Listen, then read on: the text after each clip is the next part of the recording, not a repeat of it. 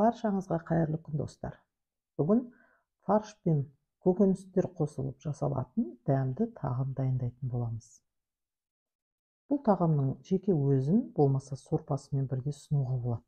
Бізге бұны дайындау үшін фарш, пияз, сәбіз, картоп, қызанақ, аскөк пен ақ желкен қажет. Әуелі фаршқа пиязды қосып араластырып, кішкентай шариктер дайындаймыз. Май құйылған табаға фарштан жасалған шариктерді салып қуырып аламыз.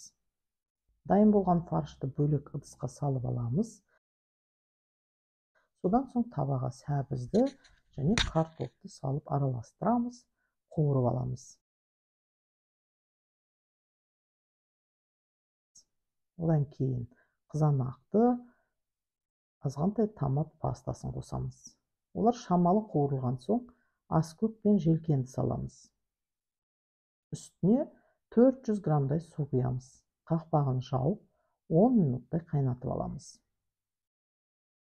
Қайнап жатқан сорпаға алдын ала дайындап қойған фарштан жасалған қуырылған шариктерді көк бұршақты саламыз.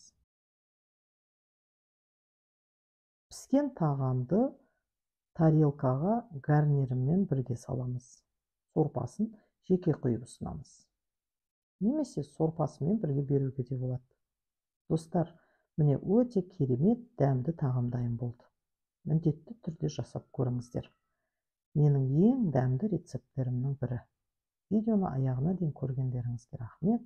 Лайк қойып, комментарий жазуды ұмытпаңыздар. Келесі кездескенше аман болыңыздар.